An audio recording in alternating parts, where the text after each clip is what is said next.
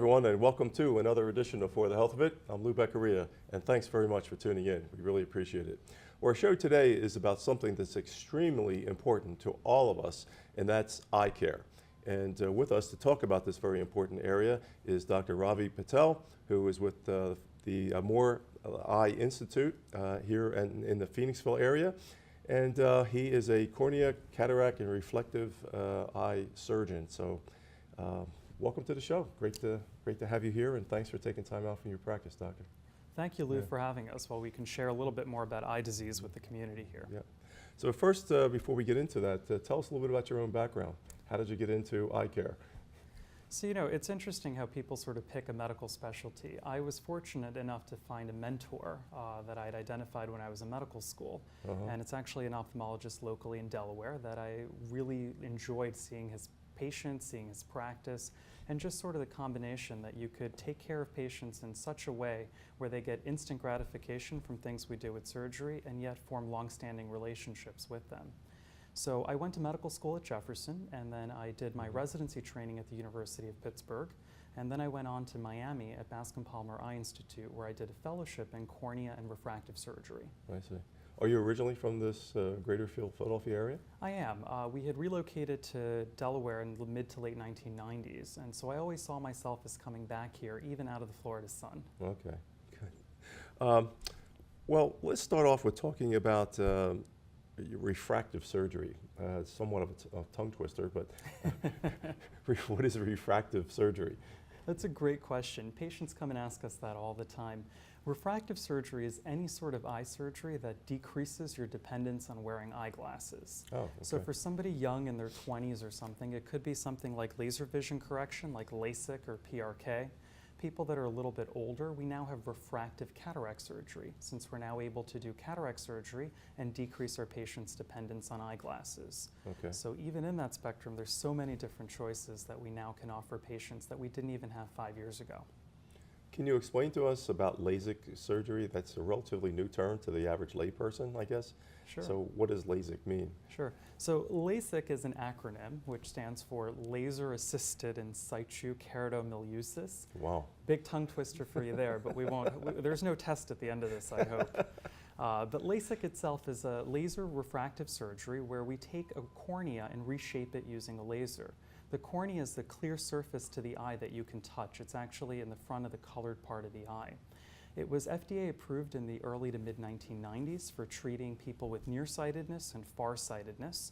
And later into the 2000s, we moved away from doing LASIK with a blade to now all laser LASIK, which is state-of-the-art LASIK that we offer to all of our patients here at the Moore Eye Institute. LASIK with a blade sounds very brutal. Thank God for the new version. That's exactly right. We get better outcomes when we can use a laser. Any steps that you can take away from human error and put in the hands of a laser, our patients see better and do better. Yeah. So we're able to treat higher levels of nearsightedness and farsightedness, and our patients do quite well and are very happy with it. Yeah. Let me ask you about the term nearsightedness and farsightedness, because I've been confused about that, and I guess some of our listeners and viewers might be too. Nearsighted means you can only see close, or does it mean the opposite, you can't see close? I think you're spot on. Nearsightedness means that you can see up close without needing to wear eyeglasses. Okay. And what many patients do is they lift up their eyeglasses and are able to see. That tends to be from nearsightedness. Okay. Farsightedness is a little bit more complicated and confusing. It actually means that you're able to see far away but not near. And truthfully speaking, when patients are in their childhood years and teenage years, they can see far away, they can read, they can use the computer and do a little bit of everything. And then the late 30s come on, early 40s, and they can't see the computer as well anymore. And then a little bit of time goes on and they can't read as well anymore. And then a little bit more time goes on and they're in their mid-50s and they can't even see far away anymore. Their eye has lost the ability to what we call accommodate or focus when they're previously farsighted. Yeah. What causes all those changes that you were just talking about, Dr. Patel? I mean, the other parts of our body age, obviously, so obviously our eyes age too, but what causes it in the eye? What happens inside of the eye is that most patients start developing a cataract. And a cataract is a clouding of the natural lens inside of the eye. When we're born, all of the proteins and crystals inside of the lens are usually crystal clear. As we have birthdays in light, our eyes are exposed to sunlight, UV light, smoking, etc., and other poor and unhealthy lifestyle choices. The proteins denature and they become cloudy, so you don't see as well through them. Before the actual clouding happens, the lens starts to stiffen up. And it doesn't let the lens, which is the natural lens inside of the eye, change in shape from almost a flying saucer to a spherical, globe-shaped. That's what a young child's lens can do, but as we get a little bit older, it sort of gets stuck and rigid in its ways, much like many patients stuck in their ways. Well, it sounds like the eye is a very complicated mechanism, the way you're explaining it. Is it as complicated from a surgeon standpoint as it appears from a layperson's? I think it can be. In fact, we have so many different subspecialists, even in our practice, to deal with different parts of the eyes. There's somewhere between 10 to 12 specialties just dealing with the eyes. Wow. And so we all sort of subspecialize in our component of what we can help patients treat. Now, earlier you were talking about, the cataracts and the ability now to do cataract surgery. What did people do before there was such a thing as cataract surgery? So cataract actually comes from a Greek word, cataract, which means waterfall. And what the ancient Greeks and the ancient Egyptians noted is when you looked at somebody's eyes inside of the pupil, rather than it being clear or black, it started turning white, much like a waterfall. And that's actually the origins of cataract surgery in a procedure called couching. And over the past few millennia, we've really advanced it, and more particularly in the past 20 to 30 years, it's come a long ways where we're now doing, as I mentioned, refractive cataract surgery, and even doing lifestyle-based cataract surgery, where we have patients that come in and say, look, I can't see my golf ball anymore, I can't see to drive, I can't read the newspaper, I don't see the ticker on CNN or on CNBC. These are complaints that are now, with the baby boomers sort of getting into their prime years, we're hearing more and more at an earlier age. Yeah. And we don't have to wait for the white cataract or the waterfall to be in the eye before we do surgery. I've heard the eye specialists referring to cataracts not being ripe enough yet. Why do they refer to it like that? So a cataract is just a various stage of clouding of the lens, if you will. So they go from really clear when we're born to really cloudy, or like the waterfall as the ancient Greeks noted. Then there's a spectrum in between. I often tell patients that doing cataract surgery and getting the best outcome is like Goldilocks picking the right bed. Some are too soft, some are too hard, and some are just right. And to get the best outcome, you want to pick the ones that are just right. If you do cataracts that are too soft or not ripe, if you will, you're not going to get an outcome that's as good as if you do it when it's just right. I see. Are there a limited amount of times that someone could actually have cataract surgery? Or is it a one and done kind of thing? You get it done once and you don't have to have it ever done again? That's actually very accurate. You only get it done once. Cataract surgery involves removing the cloudy lens from the inside of the eye and replacing it with an artificial lens. Once that lens is removed from the eye, it doesn't regenerate, it doesn't grow back, and so it's a one and done sort of thing. Okay. And does it tend to occur only in older people, like say in their 70s and 80s, or could it be even younger than that? Yeah, interestingly, the average age of cataract surgery in the U.S. is now in the late 60s. It's 69 is the average age where we're doing cataract surgery. So much younger than you thought, I presume. Yeah, yeah. The even younger patients, you can be born with a cataract. There are certain infectious problems that can happen that can cause cataracts at an earlier age. There are inflammatory problems, like patients that are on steroids for asthma, rheumatoid arthritis can get them at an earlier age. And now we're actually seeing them much earlier in our diabetic patients. One of the questions I'd like to ask you is about, there's a term called astigmatism, and it's a pretty fancy word. What does it mean? Astigmatism. Many people know they have astigmatism, but most people don't really know what it is. So the astigmatism comes from the fact that the shape of the eye isn't perfectly spherical. So if you imagine the cornea, which is the clear surface in the front of the eye, in many patients it's shaped like a basketball, round and smooth, even in every direction. When you have astigmatism, it means that the cornea or some parts of the eye are shaped more like a football than a basketball, where you have one long curvature and one short curvature. So you can treat this with using glasses or contact lenses, where if your eye is shaped like a football this way, you can wear a contact lens or an eyeglass shaped like a football this way, and the two together make a basketball. Make a basketball. That's exactly evens right. it out. And we can now treat astigmatism with cataract surgery, as we now have lenses that we can put inside of the eye to treat astigmatism. Yeah. Why is it that when someone loses their eyesight and goes blind, that you cannot see again? You cannot regenerate the eye. What is it about the makeup of the eye that causes that situation? The reason that people lose vision is very complex and complicated. It really depends on why the vision's lost. If it's lost from a cataract or from the cornea, we can usually do surgery or offer even like a corneal transplant to rehabilitate vision. And this is why some people might have seen in the news that where I had trained at Bascom Palmer, they had repurposed a tooth, a patient's own tooth, and created an artificial cornea, and now she's seeing 20/20. Wow. Other diseases like diabetic retinopathy, macular degeneration, or glaucoma are much more challenging. And if you go blind from glaucoma, that's unfortunately not reversible. And the reason for that is the optic nerve, which is the cable that connects the eye from the brain, is damaged in glaucoma. Mm-hmm. And when that gets damaged, we really can't regenerate it because it's sort of like a part of the brain dying or having a stroke, if you will. I see. Kind of like the heart too, when part of the muscle of the heart dies, it doesn't come back. That's exactly right. A great analogy to having a heart attack and it not coming back. But with the eye, it's a little bit more subtle. It happens much, much, much slower. Mm-hmm. What are some of the major causes of glaucoma that cause this situation? We really don't understand glaucoma as well as we'd like to think we do. Truthfully, there are risk factors for glaucoma, but we don't have a direct cause. Having high pressure is one of the biggest risk factors for glaucoma. Having a few more birthdays in life than your colleagues is another risk factor. Being of certain descent, like African American and Hispanic descent, we tend to see more glaucoma in. And then there are other diseases in the eye, like diabetes, that's associated with glaucoma. So it's a whole consortium of diseases that damage the optic nerve that we label as glaucoma. Mm-hmm.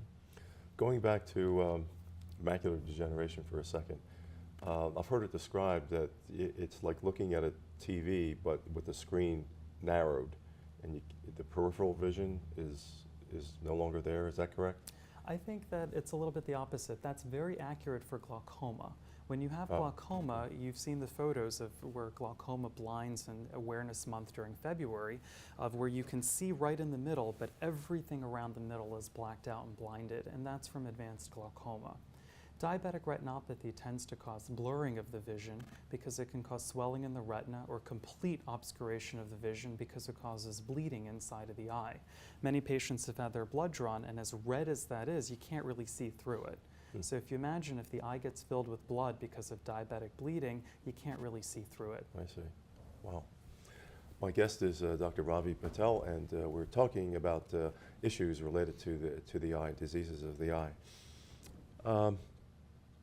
I've heard it said that obesity and smoking and exposure, excessive steroids can lead to eye disease. Now, what is it about those three things that lead to eye disease?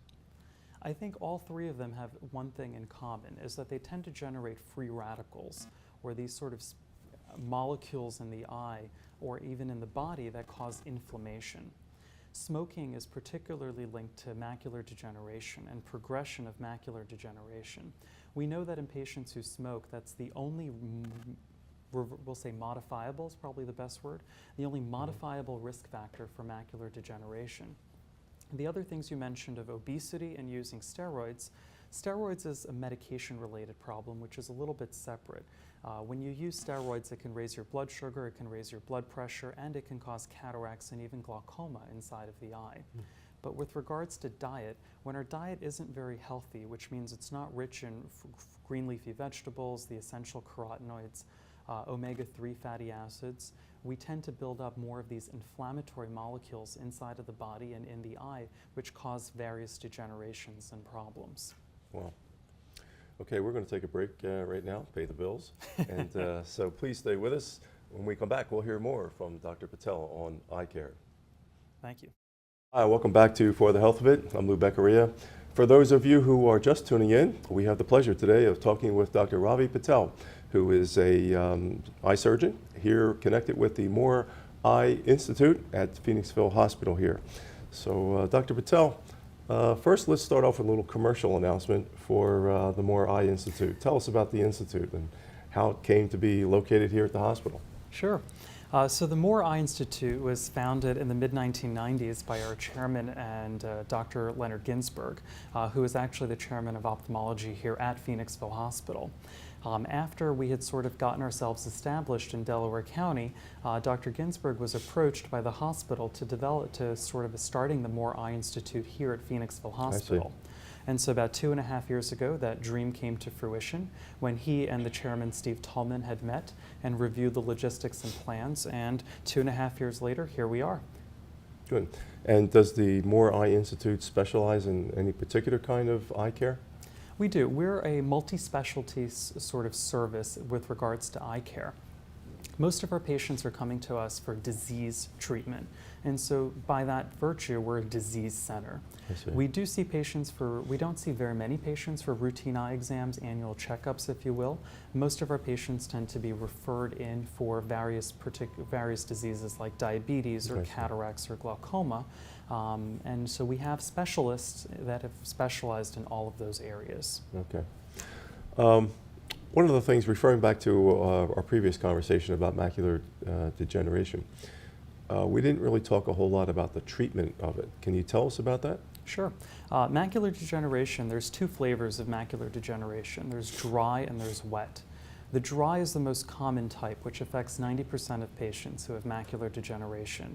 So about 11 million people, if you will, in the United States are affected by this disease. Wow. The treatment for this is based on the National Eye Institute studies called the ARID studies, which stand for the Age-Related Eye Disease Study.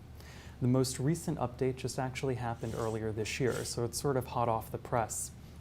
We found that a particular combination of vitamins and minerals, which are vitamins A, C, E, zinc, and copper, if you can put those together and take them as a supplement, it decreases the progression of dry macular degeneration. And so this has been recommended by retina specialists and eye doctors for many years. Earlier this year, they've actually supplemented this study to find that adding omega-3 fatty acids, lutein and zeaxanthin, which are essential carotenoids found in green leafy vegetables, and also removing some of the beta-carotene, which was in the original formulation, even has a higher impact on the rate of macular degeneration progression. So this has sort of been groundbreaking news that nutrition plays such a critical role in the progression of macular degeneration. Yeah.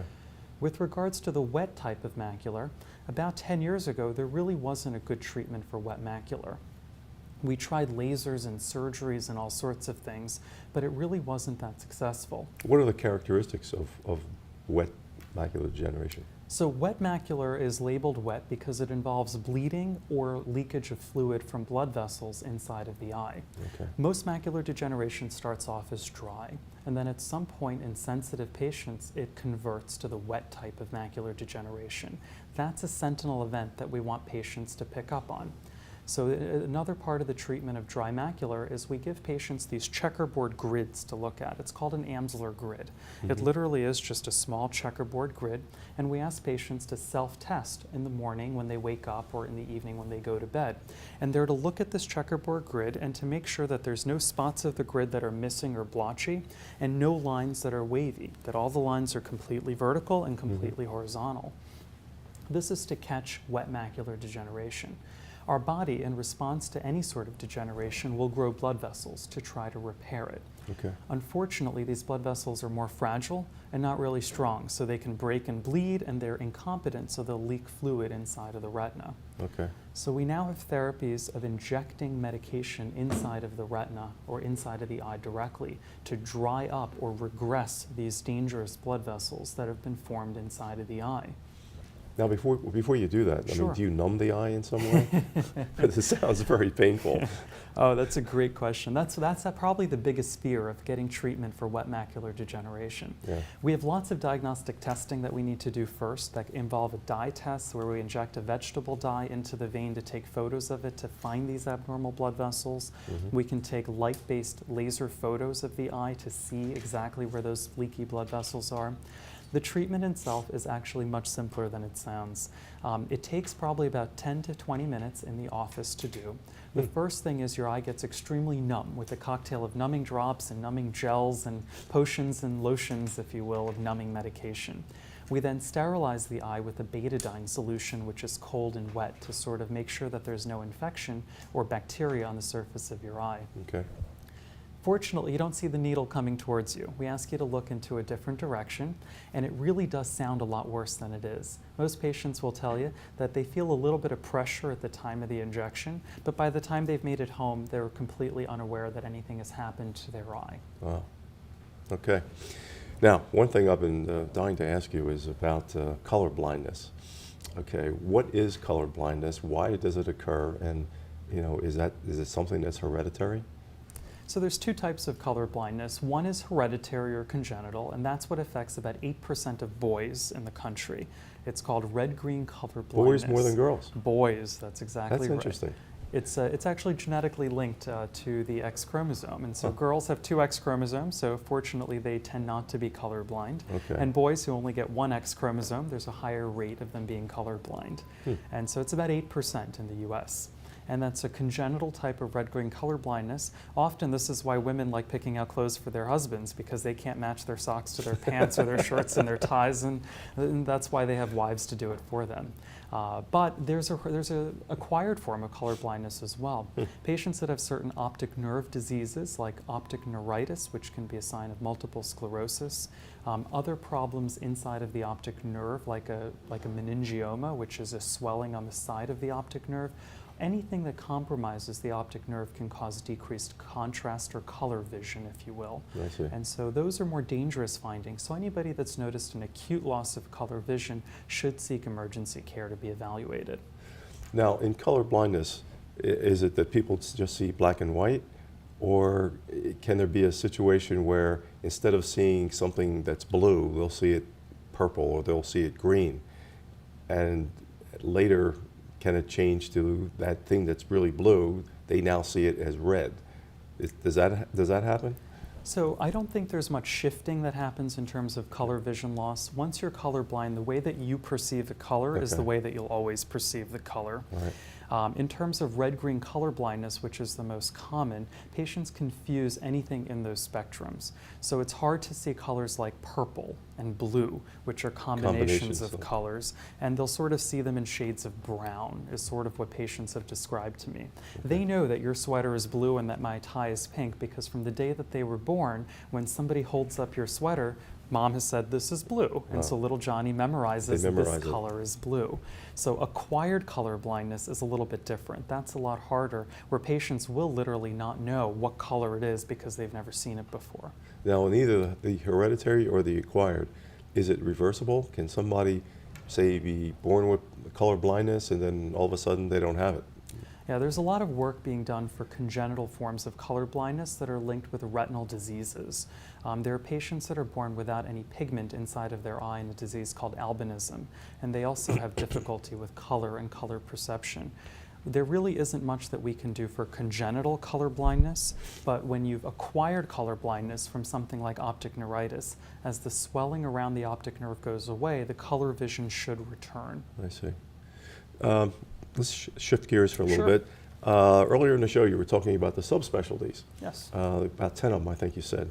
Could you tell us what some of those subspecialties are? Sure. My specialty is cornea, cataract, and refractive surgery, and so refractive surgery and corneal surgery is one of those specialties.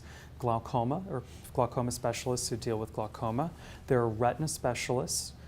That some can be medical retina specialists that take care of problems like tumors inside of the eye, diabetes, and macular degeneration. There are surgical retinal specialists who deal with problems like retinal detachments and bleeding inside of the eye. There are neuro-ophthalmologists who sort of interlay between neurology and ophthalmology, so diseases that affect the optic nerves like having strokes or a multiple sclerosis. There are pediatric ophthalmologists that specialize in children and disorders of eye muscles and eye muscle movements. There are eye plastic surgeons that sort of take care of any sort of problems that happen with the eyelids or with the orbits, including things like droopy eyelids or tumors that can happen behind the eye. There are people that devote their careers to eye trauma and are traumatologists. And then there are uveitis specialists or doctors that specialize in inflammation inside of the eye. Wow. And that's just to name a few. There's probably a few more that I'm missing at this point in time. Had no idea it was that kind of specialties. How about staring at the sun? You know, people say don't stare at the sun, it's bad for your eyes. Why is that? Yeah. The eye is pretty much a camera, much like the ones that are being used today. There's two lenses in the eye, the cornea and the lens, and then there's the film or the retina. When you do direct sun gazing or looking right at the sun, it's possible that some of those sun rays are so strong and so powerful that they can proverbially burn a hole in the retina. Wow. They don't really burn a hole, but they really damage the photoreceptors, which are the intricate cells responsible for vision in the retina. And then patients don't see well, and you can get a big spot in the middle of your vision from sun gazing. Amazing. Diabetes, let's go back to that. What is it about diabetes that is so destructive to the eye, causing blindness? Yeah, diabetes is a very, very unfortunate disease. It is the leading cause of blindness in working-aged Americans. And what happens inside of the eye is much what happens elsewhere in the body. The eyes actually mirror the kidneys. And what we see in diabetes is not enough oxygen gets into the eyes for some sorts of reasons. We don't really know why. Blood vessels are incompetent. The glucose can deposit in the retina. And we notice that new blood vessels grow in response to lack of oxygen, if you will. Mm-hmm. They grow in response to high sugar inside of the eye. And patients get swelling in the retina and they get bleeding from diabetic retinopathy. And unfortunately, it's not until they have vision symptoms in diabetes that patients come to seek treatment from us. And by that point, the cat's sort of out of the barn, if you will. And it's much harder to treat than when patients come to us on an annual basis after they've been diagnosed with diabetes, where we can catch the earliest signs of diabetic retinopathy and recommend treatment earlier. Wow. It sure is a dreaded disease. We have about 2 minutes left, so I'd like to kind of end up on something that's pretty common. I hear about a lot, dry eye. Okay, what is the dry eye syndrome and why do people get that?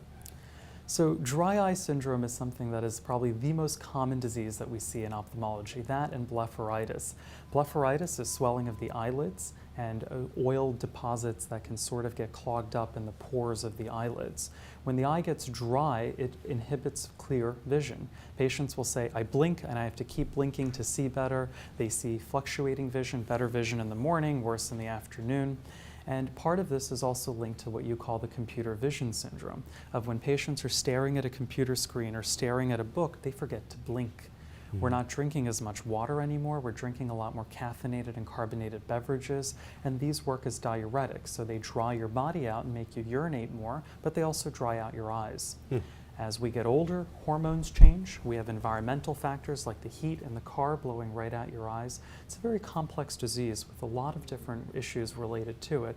Fortunately, it is something that's easier to treat, but it requires a lot of treatment in terms of drops and warm compresses and so forth. Yeah.